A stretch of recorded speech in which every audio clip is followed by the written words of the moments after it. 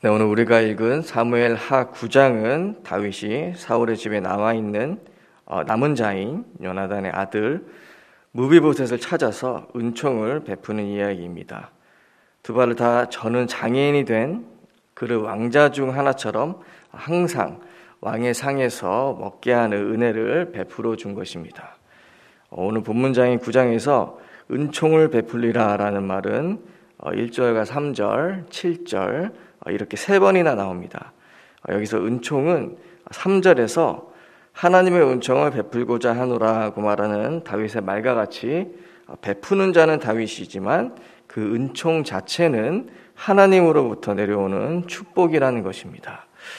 그렇게 9장의 주제는 하나님께서 베풀어 주시는 은총에 있습니다. 요나단의 아들 무비보셋에게 다윗이 은총을 베푼 시점을 유심히 우리가 살펴보면 다윗이 사무엘하 5장에서 이스라엘의 왕으로 등극하고 6장에서 법궤를 가져와서 다윗성에 안치한 후 7장에 들어와서 여호와께서 주의 모든 원수를 무찌르사 왕으로 궁에 평안히 살게 하신 때에, 그러니까 비로소 요나단의 아들 무비보셋에게 은총을 그때 베풀게 된 것입니다. 이 시간표가 중요한 이유는 우리가 주님의 재림의 때에 누가복음 22장 30절의 말씀처럼 너희로 내 나라에 있어 내 상에서 먹고 마시며 또는 보좌에 앉아 이스라엘 12지파를 다스리게 하려 하노라는 그런 은총을 우리 또한 받을 것에 대한 예언의 말씀이기도 하기 때문입니다. 다윗은 사울의 종 시바를 통해 요나단의 아들 하나가 남아있고 다리를 저는 장애인이라는 것과 그가 로드발 암미엘의 아들 마길의 집에 있다는 것을 알게 됩니다. 여기서 로드발은 요단 동편 마하나임 부근의 한 성읍인데 무비보셋은 왕권이 바뀌어서 사울의 집안의 가족들을 다윗이 다 몰살시킬까 봐 그곳에서 숨어지는 것입니다. 다윗이 사람을 보내어 불구자가 된 무비보셋을 찾아 데려왔다는 것은 어떻게 보면 잃어버린 양 한 마리를 찾는 선한 목자 대신 예수님을 기억나게 합니다.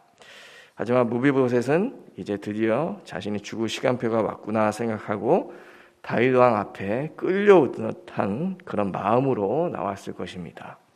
하지만 다윗은 그에게 곧바로 무서워하지 말라. 내가 반드시 내 아버지 요나단으로 말미암아 내게 은총을 베풀리라.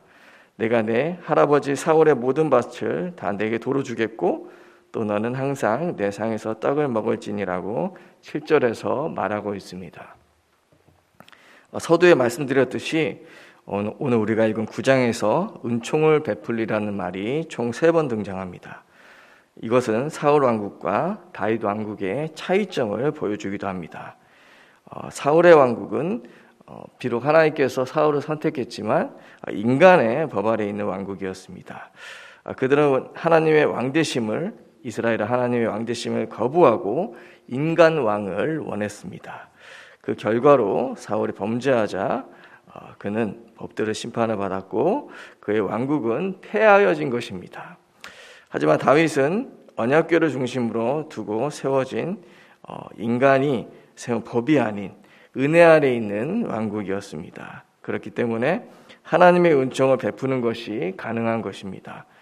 다윗이 그의 충신인 우리아를 죽이고 그의 아내 밧세바를 빼앗은 11장의 사건만 봐도 그가 하나님의 은혜 아래 있지 않았다면 그 또한 사울왕과 같이 왕위를 빼앗기고 심판받았어야 했을 것입니다. 이것이야말로 하나님께서 그에게 베풀어 주신 은총입니다. 그렇게 3절에 하나님의 은총을 베풀고자 하노라고 말한 다윗의 말은 보기에는 다윗이 사울의 손자 요나단의 아들 무비보셋에게 개인적으로 베푸는 은총 같아 보이지만 구속사적으로 본다면 메시아 왕국의 예표가 되는 다윗 왕국에 속해 있는 백성, 즉 예수 그리스도를 믿어서 하나님의 백성된 모든 믿는 자들이 받는 구원의 은혜와도 같은 것입니다. 1절과 7절을 보면 다윗이 무비보셋에게 이처럼 은총을 베풀게 된 원인은 그의 아버지 요나단으로 말미암았다고 말하고 있습니다. 그렇다면 요나단의 어떤 점으로 말미암아 다윗이 무비보셋에게 은총을 베푸는 것일까요? 요나단은 다윗의 고난에 함께 동참했습니다. 그는 사울의 아들이며 왕위를 이어받을 왕자였음에도 불구하고 아버지 편에 서지 않고 다윗 편에 서서 다윗과 함께 고난을 받았습니다. 그리고 다윗을 자기 생명보다 더 사랑했습니다. 그리고 요나단은 다윗과 언약을 맺었습니다.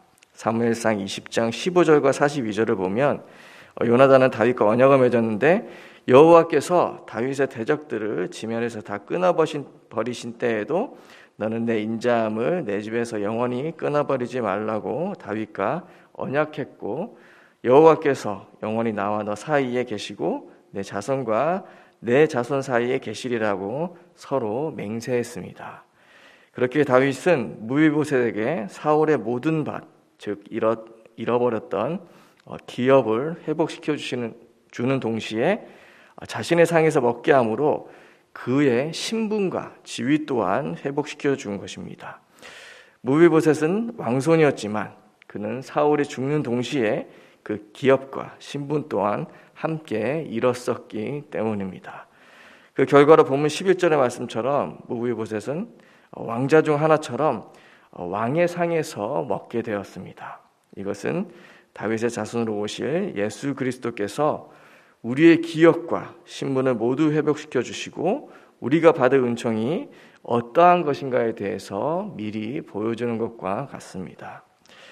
최초 인류가 하나님의 말씀을 거역하고 범죄함으로 잃어버렸던 하나님의 형상을 하나님께서는 그의 형상인 예수 그리스도를 이 땅에 보내주시고 그분의 구속사역을 통해 우리들의 신분을 하나님 자녀의 신분으로 다시 회복시켜 주셨습니다. 그리고 하늘나라를 우리의 기업으로 주신 것입니다. 이렇게 다윗으로 하여금 요나단과 맺은 언약을 기억하게 하시고 지키게 하신 하나님께서는 그분의 유일하신 아들 되시는 예수 그리스도의 생명까지 아끼지 않으심으로 그분이 또 십자가에 흘리신 피로 우리와 아버지와 자녀되는 언약의 관계를 맺어주신 것입니다.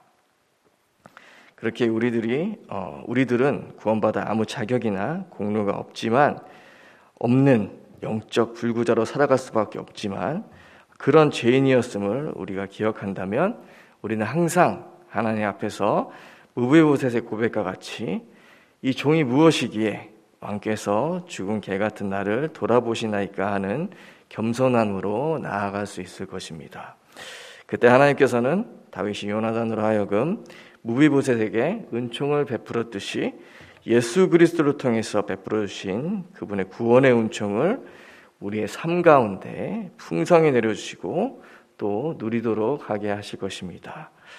오늘 말씀을 통해서 이미 우리가 받은 구원에 감사하며 지금도 예수 그리스도를 통해서 내려주시는 하나님의 은총을 오늘 하루 모두 받아 누리며 살아가는 모든 재건부평교회 성도님들 되시기를 간절히 축원드립니다.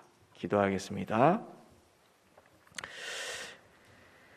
하나님 아버지, 하나님을 떠나 영적으로 죽어서 사탄의 권세 아래 영원한 지옥에 떨어질 수밖에 없었던 우리들을 불쌍히 여기사 또 그런 우리들을 사랑해 주셔서 예수 그리스도를 희생시키시기까지 우리를 구원하신 그 구원의 은혜에 감사드립니다.